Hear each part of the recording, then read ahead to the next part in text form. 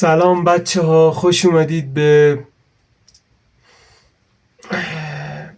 اولین ویدیومون بعد از گذشت 3 ماه.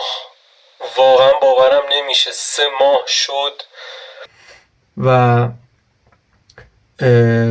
2 روز پیش یا 3 روز پیش بود که وصل شدم رفتم یوتیوب استودیو نگاه کنم آخرین ویدیومو که گذاشته بودم 109 روز پیش بود و میدونی مسخره است. تقی به توقی میخوره، اینترنت ها قطع میشه به بهونه امنیت، اعتراضم بکنی بهت انگ اغتشاشگر میچسبونن و 1 2 3 میری بالای چوبه دار. یعنی ما نه آزادی بیان داریم نه آزادی پس از بیان. دیگه خودتون میدونید اوضاع چقدر داغونه. حتی همین اینترنتی هم که با کلی منت وصل کردن چقدر ضعیفه. این کانفیگ فروشو تا حد ممکن چپوندن به همه. گیگی 400 تومن، گیگی 500 تومن، 1 گیگ نمیدونم 300 تومن. اصلا خیلی اوضاع بد بود. من دقیقا یادمه قبل از اینکه این جنگ بشه فکر کنم 90 گیگو میگرفتم 100,000 تومن، 120,000 تومن. چه خبره الان 1 گیگو میدن 300,000 تومن. و میدونی من به عنوان کسی که دارم درس میخونم، دانشجوام، با کلی بدبختی دارم کار میکنم توی این وضعیت گرونی که مبادا دستم جلوی کسی دراز بشه از پدر مادرم بخوام پول بگیرم، رو پای خودم وایسم، میرم صبح تا غروب کار میکنم. چقدر؟ نهایتا 800 تومن، 900 تومن، 1 تومن. اصلا خرج دانشگاه شهریه میشه 20 تومن. حالا من اصلا نمیخوام بیام چسناله کنم اینجا. خیلی جالب، میخوام اوج فاجعه رو بهتون بگم که توی محیطهای درسی و دانشگاهی و فرهنگی ما داره چی میگذره. طرف میاد شهریه کامل از ما میگیره. خب من رشتم تربیت بدنیه، تقریبا میشه گفت نصف درسامون توی نیمه دوم سال همش عملیه. بعد ما این ترم خیلی جالبه، درس ورزش درآب داشتیم و ما شهریه کامل این درس، فقط این درس 3 میلیون تومن شده، 2 میلیون و 500-600 تومن شده شهریهش. من کامل این شهریه رو پرداخت کردم فقط برای این درس ها. مثلا اینکه همش رو با هم گذاشتم بکنم اون کلا مثلا فکر کنم 12-13 تومن شده. بعد خیلی جالبه که پول کامل میزنی ولی حتی درس هم بهت نمیدن. حتی بگی مثلا آنلاین درسش، ما رنگ آب و اینتر ندیدیم، رنگ دانشگاه رو ندیدیم. و خیلی جالبه وقتی اوضاع بد میشه سری همه چی رو تعطیل میکنن، آموزش مجازی، اصلا دانشگاه نیاید. خب اگه امتحانشو قرار حضوری بگیرید بگید لااقل بریم یه چیزی یاد بگیریم. خودشون هم میدونن حتی اگه مثلا اینترنت ها چیه آموزش مجازی باشه کسی درس نمیخونه، همه درگیر بدبختی هن. از این حرفو بگذاریم. ما نمونه بزرگتر اونو تو بحث اینترنت میبینیم. اینترنتی که پول اینترنت بین الملل رو میدی قطعش میکنن و باید اینترنت ملی استفاده کنی. از اون طرف حق خودتو میخوان 100 برابر قیمت بهت بدن. چقدر؟ 50 گیگ سالیانه 2 میلیون تومن. خب این خیلی مسخره است.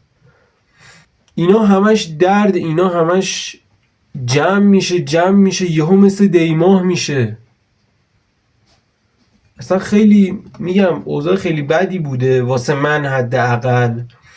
خب من که اصلا قبل از اینکه این اتفاقو بیفته ماجراش، حالا کسایی که تو چنلم بودن سابسکرایبر من بودن میدونن که من اصلا حتی هنوز به درآمدم نرسیدم. دیگه اصلا بیخیالش شدم، چون دیگه اون 4000 ساعت واچ تایمی که گرفته بودم قاعدتا تا الان پریده و حالا بیا با این اوضاع اینترنت ویو بگیر. آخه با چه دلی؟ مثلا من که موضوع چنلم طنز و فان و سرگرمی بیام برای کسی که دلش خونه انقدر فشار روشه بیام مثلا چی تهیه کنم، چی درست کنم؟ وقتی دل طرف شاد نباشه خنده رو لباش نمیاد، کار من بیارزش میشه. حالا باز من کلی تلاش میکنم اگه ببینم اوضاع آروم میشه تلاشمو میکنم که باز یه مقدار فعالیت کنم، یه ذره تو بین این شلوغی ها یه اوقات فراغتی باشم برای کسایی که میان تو یوتیوب نگاهشون به ویدیوی من میخوره. من خودم هم خیلی دلم تنگ شده بود، هم برای شما عزیزای دلم، هم واسه این محیط. واقعا داشتم دیوونه میشدم. تا قبل از این جنگه یه روتین زندگی شده بود واسم، این که میرفتم سر کار، بعد کارهای دانشگاه رو انجام میدادم، بعد میومدم ایده پردازی میکردم، سناریو مینوشتم، ویدیو میگرفتم، ادیت میزدم. بعد یهو فرض کن جنگ بشه، کار که بخوابه، دانشگاه هم که مجازی میشه، اینترنت هم که قطعه، از اون طرف هم که اصلا کلا هرچی برنامه واسه یوتیوب چیدن تو روتین زندگیم بالکل همش نابود شده. حالا جدای از اینکه چقدر زحمت بکشید تا این مرحله برسونی چنلت، حالا چنل من که کوچیکه 1300 400 تا سابسکرایبر ده، اونایی که 100,000 تا سابسکرایبر دارن دارن نون میبرن از این محیط توی سر سفرهشون، واسه زن و بچهشون دارن نون میبرن، کسب درآمد میکنن. خلاصه خیلی اوضاع بدی. امیدوارم که این روزا بگذره مثل روزای قبلی که اونا هم خیلی روزای تلخی بودن واسمون و گذشتن.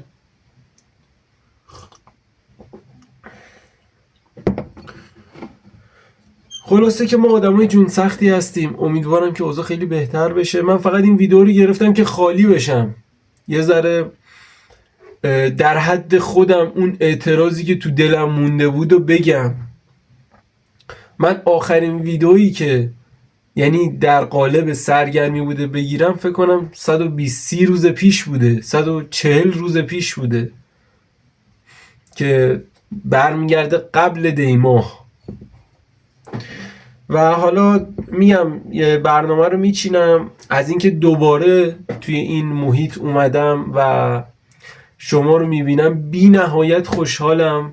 همتون رفیقای گل منید، آدمای دوست داشتنی و کلا این محیط مثل خونه منه. ببخشید خیلی هم ویدیو رو طولانی کردم، میگم تو دلم مونده بود که این چیزها رو بیام بگم. خیلی چیزای دیگه هم هست نمیشه گفت و نمیخوام سرتونم درد بیارم دیگه، خودتون میدونید همه چیزو. خلاصه که پرچمتون خیلی بالاست، خیلی خیلی دوستتون دارم و اون بالا بالا ببینمتون. پیس.